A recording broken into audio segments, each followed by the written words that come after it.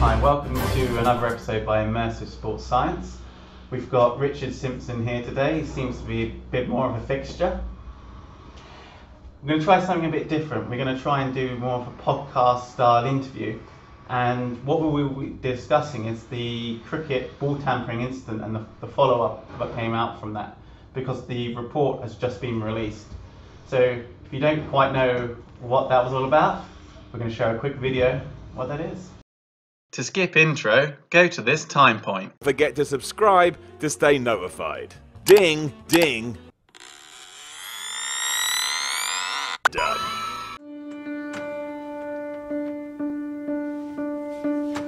Echo starters across the room, trembling noises that come too soon. Been charged with attempting to change the condition of the ball. Resonating a mask of fear, hollow talking a hollow game, thoughts that I from the road of pain. Never said it was good, never said it was near. Shadow rises from you. To the fans and the lovers of the game who have supported and inspired me on my journey as a cricketer, I want to sincerely apologise for betraying your trust in me. I've let you down badly. For me, looking forward to having some time off and what's the next step from there. I'd love to stay involved in the game because I love it so much. So, yeah. What was interesting for me about this incident is that we've kind of seen it in baseball. The debate has been more raging in cricket. It's been blown out much bigger. Why do you think that is? I think it's just a big shock. The events that have happened over the past few months, with the Australian cricket team being probably, arguably, the best international cricket team in the world for the last couple of decades. There's always been, this is what Australian cricket are about. They've always been kind of associated with sledging. Yeah, with the greats of Australian cricket, with Glenn McGrath, Shane Warne, Ricky Ponting. They were part of this culture in the past. This is a culture that has always been kind of ingrained in Australian cricket, and I think only now, with kind of incidents probably spiralling a bit more out of control, that kind of some accountability and responsibility needs to be taken, and especially with the kind of values and the spirit of cricket which the ICC, the International Cricket Council, uphold. I think this report not only is kind of for Australian cricket, but through working with the ICC, this will also look to go and improve the kind of ethical frameworks. There shouldn't be any collapse within other international cricket teams.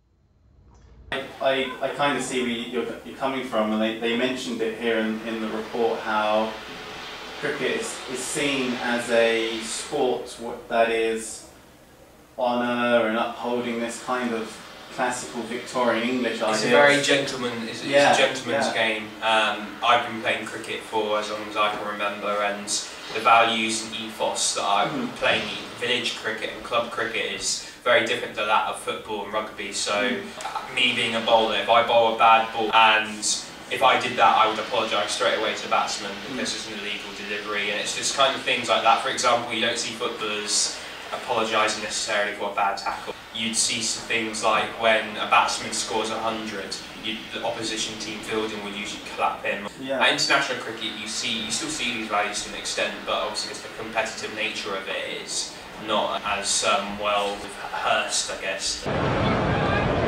What are you chirping now, mate? You're not getting cricket.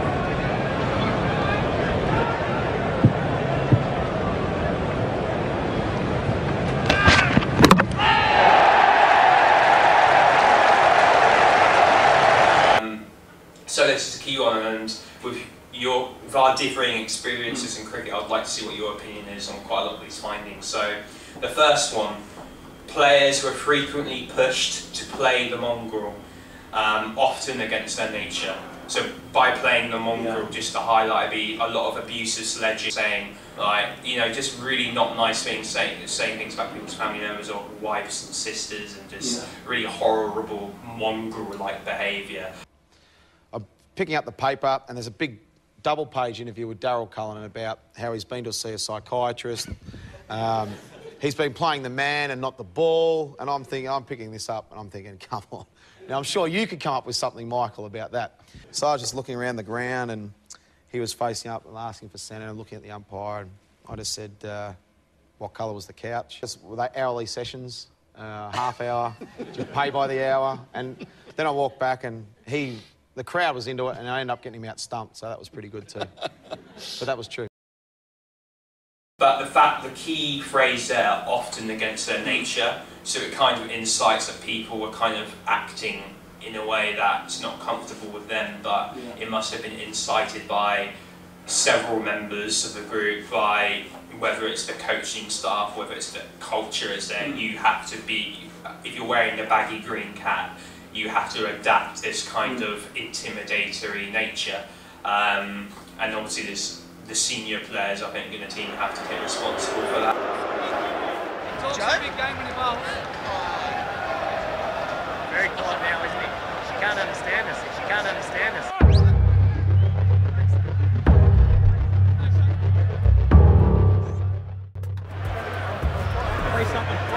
Get ready for a broken. And again, when I say I regret it, I regret the language I used, and I regret the fact that I said it over the stump mic. So, you know, the last thing I want is boys and girls watching cricket to be going and playing club cricket and saying things like that to opposition players. I think that's unacceptable that the Australian cricket captain is setting that example.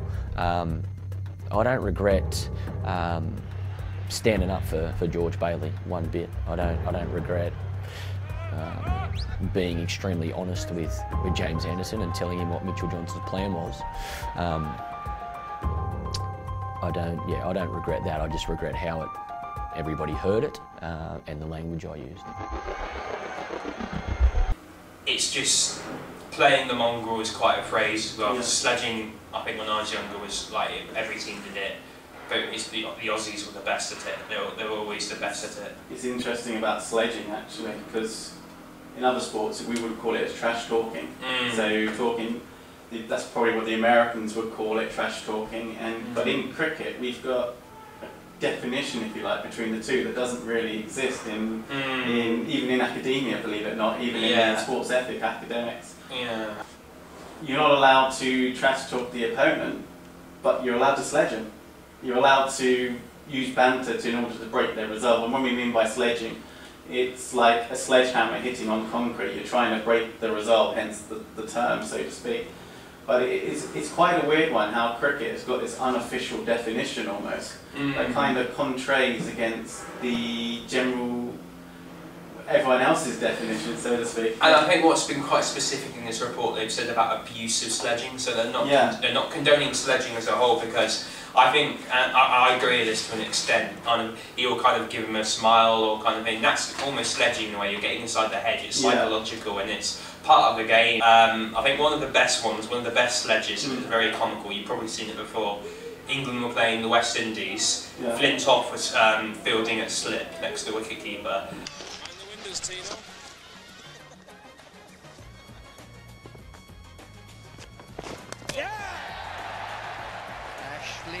Has done enough. Whether he out-bowled him or out-talked him, I don't know. And what we mean by sledging, is that sledging? Is that to kind of banter that kind of breaks the resolve? Is the banter that prevents them from playing because they're not focused? Yeah, I think there's a line though, isn't there? There's abusive sledging is obviously going beyond that line, and I think if there's a kind of comical thing when you're enjoying the spirit of the game and what's within the spirit of the game. MBE, and he didn't really do much to deserve that MBE, and I just let him know that you might want to hand it back. I can lend him some stamps if he wants. I guess to an extent you could argue that sledging does that anyway. It plays around someone's resolve, but it's an interesting discussion. I think sledging has its place. Where's the line? Has its place, but it's almost difficult to define and tell someone you can't say this and you can't say that, because I guess you can promote the values and like Cricket Australia have done here, you can promote the values, but yeah, it's playing the mongrel, as we go back to it, is abusive sledging almost, and it's going too far. Yeah. And I think it's difficult to describe, but the report does it quite nicely. Sums up the sledging in its nature. Is at the heart of the report, the question is of winning, and that is it. They're using sledging to win as a tool, if you like. I think one phrase I read is winning at no consideration of the costs. Yeah. So there's what we call a Lombardian ethic, so like Green Bay Packers famous coach of winning at all costs. But it's interesting how this phrase has been tied to winning at no consideration of the costs. And also not just winning, but it's also when they don't win and what the kind of atmosphere is. A lot of whistleblowers almost would say that it was a good place to be in when you won, but when you lost it was not a good atmosphere or culture to be in. And I guess another second key finding, when they talked about players operated in a bubble, disconnected for much of the year from families, from friends, and from what's called the grounding influence of community. But is that just the nature of cricket in itself? Because if you're playing Test cricket, you're living out of a suitcase. Yeah, 8 months of the year. Yeah, absolutely. But I think at the same time, this culture's kind of developed because they've been away from their families and friends for so long, and when you do that, you kind of become a person, where you're not happy necessarily all the time. There's been loads of accounts of depression within cricket. I think the thing is, when you watch this with international cricket, it spirals down to club cricket and in Australia grade cricket and state cricket as well. You see elite players doing this, you feel you can do the same, you kind of emulate your heroes, your role models and so on. So if you see a fast bowler steaming in, and he's very aggressive and intimidating, you as an aspiring young fast bowler in Australia want to be the same. Border says something about that. Well, Alan Border was the one bloke that taught me sledging. It doesn't matter who's down the other end. If you feel like you're bowling or you're batting and you're not quite there and you're not concentrating how you should be, or it's not happening for you, he said the one thing that he does that he found worked for him was to sledge someone. Just pick someone in the opposition and pick a fight with them. And he said, if you pick a fight, because what it means is him versus you then. So it makes you switch on, you get your competitive juices going, and makes you concentrate. So I tried that a few times, and I liked it. Yeah. One of the interesting findings I found out is they brought up an ethics board that was independent, but they didn't have an ethics board previously. Yeah, so that's one of the recommendations. They didn't have within Cricket Australia their own ethical committee, and that's one of the recommendations which Cricket Australia have accepted, to establish an ethical committee, which that ethical committee has formal powers. It's more approval, disapproval, and almost a kind of overseer almost. And yeah, so the recommendations, there was about 42 recommendations made, 34 Cricket Australia accepted, 7 of them are under consideration, and 1 of them has been rejected. There's 3 main ones I'd like to go through, which you can see on any BBC article, or if not, there's a link to the actual Cricket Australia post right here, where you can read more about it, because I don't think we have too much time to go over the whole report, but we will try and cover it. And I think addressing this, the recommendations made in here, addressing this at an elite level will only help the kind of community and the kind of grassroots cricket as well. It mentions, I haven't mentioned it in this way, but it mentions it from a, let's say from a psychological point of view, the sense of cognitive dissonance. You've got one side of cricket saying you've got the Victorian gentleman English game, very outdated with those kind of ethos and ethics, and yet at the same time you've got the other end, which is deliberately bull tamper. Here, and in the wider game, point 9, that cricket as a game has moved too far from the field. We need to not just, there is a broad consensus that the spirit of the cricket has its right not just on the field, but should be off the field in what cricketers do. And we're now in a social media generation where everything you do on a phone, recorded, and placed out within seconds or minutes around the world. And I think, I mean, there was not really any mention of social media, but they were kind of talking about in the recommendations mechanisms to kind of relate to the fans and the sponsors and everything like that, ways of kind of communicating with them so they can have a say on their kind of how they operate, how Cricket Australia operate. That's one of the recommendations that has been offered. But yeah, it's a very interesting point. It's not just the team, it's not just the players as well. It's almost Cricket Australia that have been saying kind of been operating in a bubble with kind of not really considering as well as they could the kind of opinions of the fans, the sponsors, and the stakeholders within the game. I think it is very interesting, this review, especially as I think within the press release about this conference, one of the main things that the ethics committee said, and I quote, "Responsibility for the larger picture lies within Cricket Australia and not just the players held directly responsible for the incident in South Africa." Yeah, the responsibility is not just of those players. I think what the key part of the ethics committee said is the culture. It's not just the players, it's the back staff, it's the board of Cricket Australia, it's the whole culture of it, and as we'll go on and talk about, it's something that's been addressed and many recommendations have been made, and many interesting findings as well, as we'll discuss. Yeah, it's true. And we know personally from taking social media workshops that as an athlete you have to bear in mind what the media says, what your stakeholders and what does this mean to them, and you're going to not necessarily annoy someone but upset someone somewhere along the way potentially.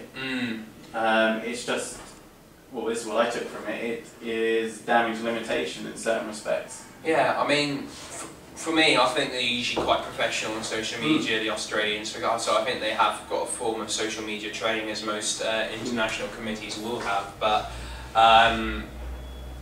yeah, I think they're definitely the culture almost kind of, I think, yeah, the detrimental side of social media will be when they look at social media and they see the reports and all the tweets, abusive tweets aimed at them. I think that's when it really hones in from them. And I think that's when it really comes to these players to kind of, you know, you've got to have a restriction on social media yourself. I think that's key for elite athletes, and it gets even worse as well. I think when you're getting fired at all cylinders, not just from external but from internal, and this is like the last key, well I said not the last, but one very key finding I want to point out, which was said in the report about Cricket Australia reverted to bullying tactics, or worse, ostracising when situations went against them.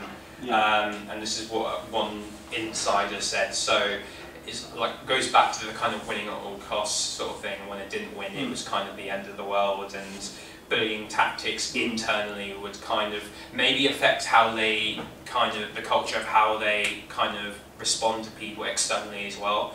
So the fact that there's so much pressure, there's so much intimidation within Cricket Australia, and I guess you could argue Cameron Bancroft maybe felt, I don't know, intimidated to play the mongrel, to cheat, to do that. I mean, was he inspired? That's the other question you need to ask, because he's the youngest, or a younger member of the team. You've just come in, you've got a few baggy greens to your name, and you think to yourself, I have to play this way. To be part of the team. It's part of the team identity. It's kind of a cohesion, a team identity. Absolutely. And I mean, these are all just grand assumptions, I think, that we make at the end of the day, and we can have these discussions, but at the end of the day, there's an atmosphere, a bullying atmosphere in there, which has led to kind of formulating how these people will act towards other people, to the community, towards the opponents they play against. And it's interesting that Darren Lehman and a few other people within the coaching staff resigned straight away, like even before this report was established, and it's kind of, you know. Well, we can read too much into that. I mean, we can only use science because we are sports science, or we want to be sports scientists.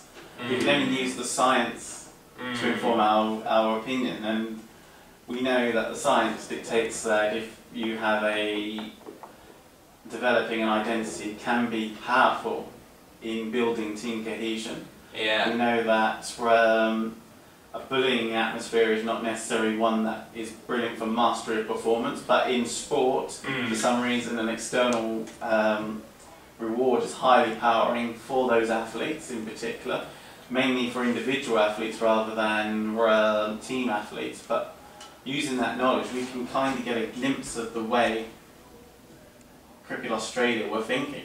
And you take into account leadership groups as well. So you have your leadership ring groups. Obviously, David Warner, Steve Smith, and Cameron Bancroft obviously were.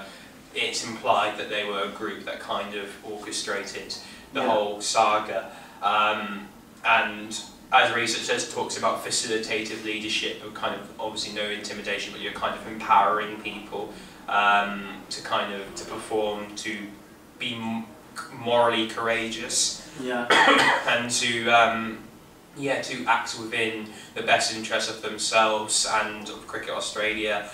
And I think this is a very good recommendation if I can kind of pinpoint it somewhere. But I think it was something to do with when you're picking captains. That it was a recommendation when picking captains that they should not only take into account their skills and leadership qualities, but also their kind of character and their morals as well.